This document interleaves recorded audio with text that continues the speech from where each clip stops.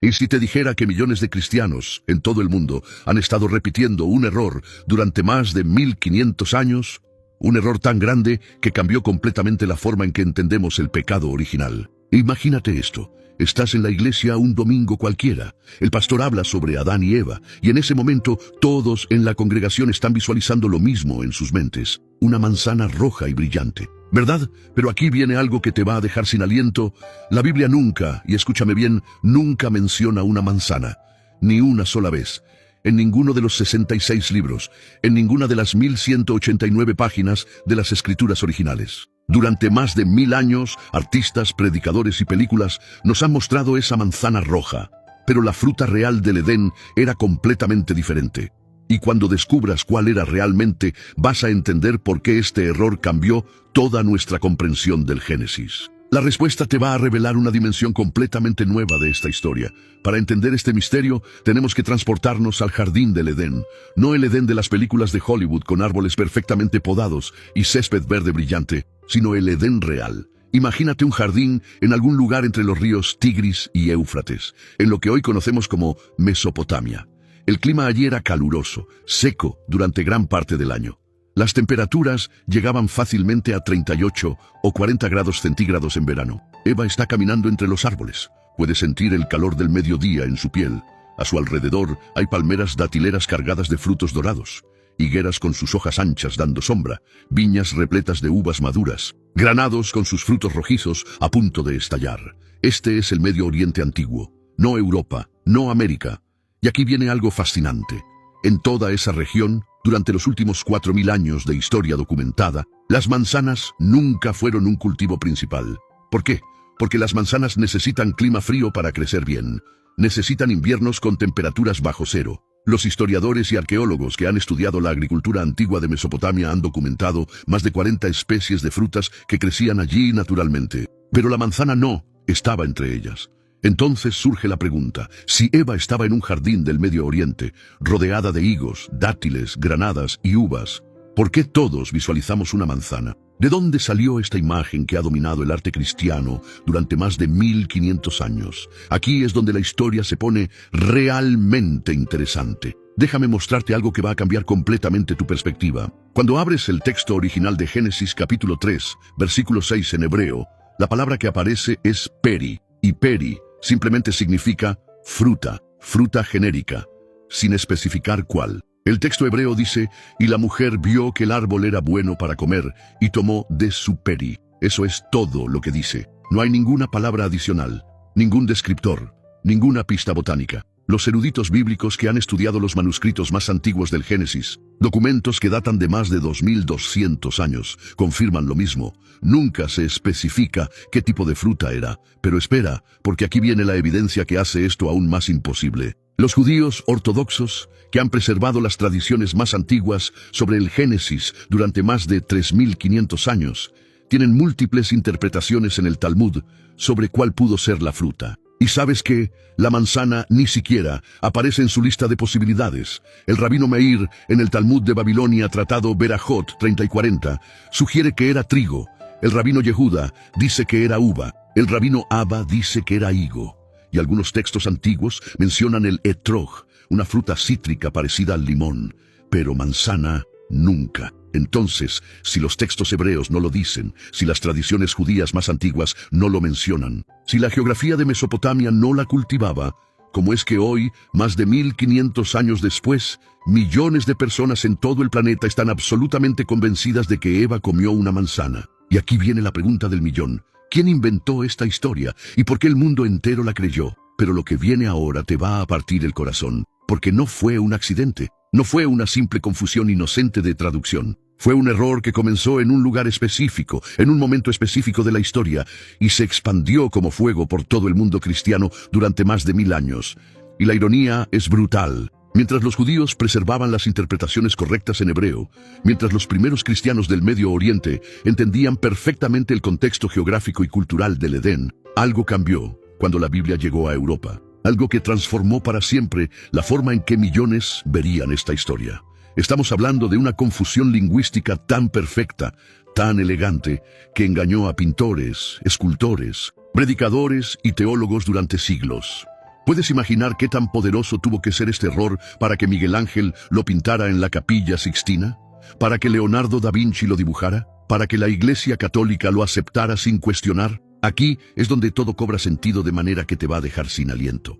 Porque cuando descubras cómo una sola palabra en latín creó este malentendido masivo, ahí es cuando entenderás el poder que tienen las traducciones. La respuesta está en el año 382 después de Cristo. Un hombre llamado Jerónimo de Estridón, un brillante erudito cristiano, recibe del Papa Dámaso I una misión monumental: traducir toda la Biblia del hebreo y griego al latín. Esta traducción se llamaría la Vulgata y se convertiría en la Biblia oficial de la Iglesia Católica durante más de 1200 años. Y aquí es donde ocurre la confusión genial. En latín, la palabra para mal o maldad es malum, M-A-L-U-M, pero resulta que en latín, la palabra para manzana también es malum.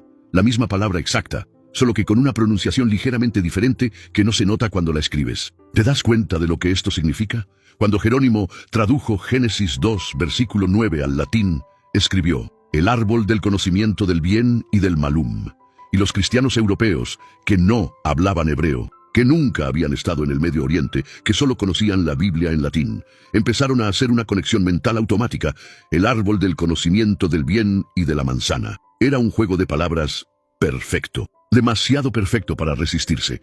Y aquí viene el dato que hace todo esto aún más irónico. Las manzanas eran la fruta más común en Europa durante la Edad Media. Crecían por todas partes en climas fríos: Inglaterra, Francia, Alemania, Italia del Norte.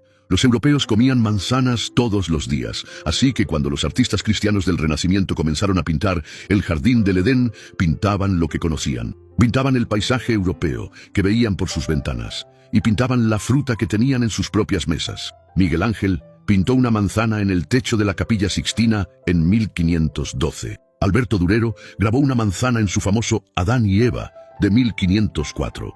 Lucas Cranach el Viejo pintó manzanas en todas sus representaciones del Edén entre 1520 y 1530. Y durante 500 años, estas imágenes se reprodujeron millones de veces en iglesias, Biblias ilustradas, libros, películas, hasta que todo el mundo quedó convencido de que Eva comió una manzana. ¿No te parece fascinante cómo un simple juego de palabras en latín pudo cambiar la imaginación colectiva de miles de millones de personas?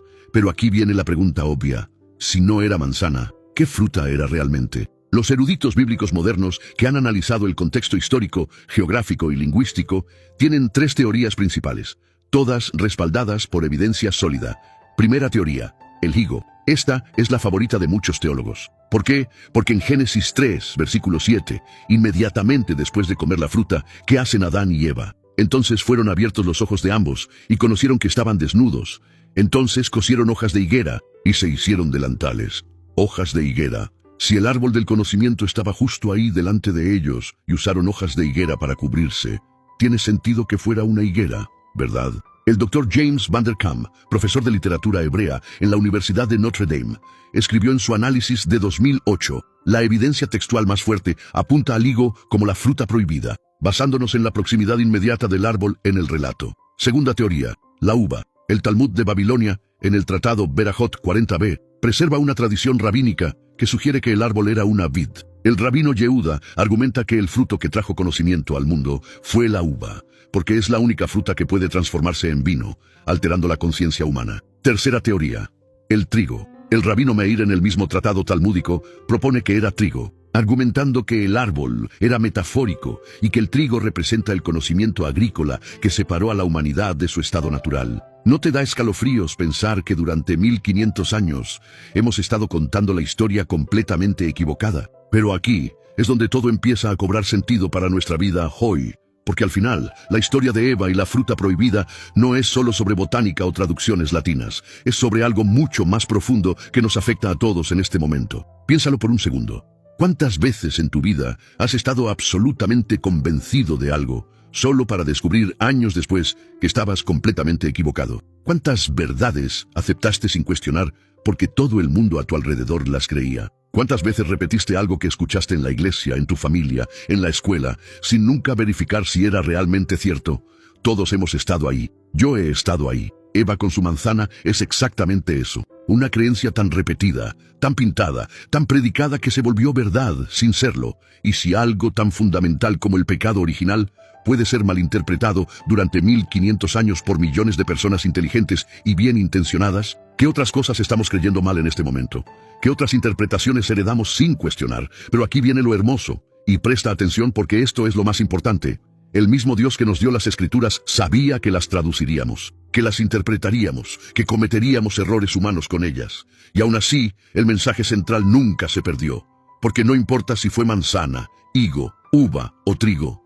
Lo que importa es que la humanidad eligió desobedecer, que el pecado entró al mundo por una decisión, que necesitamos redención, que Dios nos ama lo suficiente como para ofrecernos un camino de regreso a través de Cristo. Esas verdades permanecen intactas, sin importar qué fruta estaba en el árbol. ¿Te das cuenta del balance perfecto? Dios nos invita a estudiar, a investigar, a cuestionar, a buscar la verdad con diligencia. Pero al mismo tiempo nos asegura que su mensaje de amor y salvación es tan poderoso que sobrevive a todos nuestros errores de traducción. Y ahora llegamos al momento más poderoso. Cuando salgas de este video, probablemente nunca más vas a ver una imagen de Adán y Eva de la misma manera. Vas a mirar esas pinturas del Renacimiento con una sonrisa, sabiendo algo que la mayoría no sabe. Pero más importante, vas a recordar que vale la pena cuestionar, investigar, buscar la verdad detrás de las tradiciones. Porque la fe real no teme a las preguntas. La fe real se fortalece cuando excavamos más profundo. Si este video te abrió los ojos, como me los abrió a mí cuando lo descubrí, necesito que hagas 3 cosas. Primero, comenta, entendí, si nunca volverás a ver la manzana igual. Segundo, comparte este video con alguien que ama la Biblia tanto como tú. Y tercero, suscríbete porque cada semana revelamos secretos como este que la mayoría nunca descubre. La verdad estaba escondida en el idioma, pero ahora tú la conoces.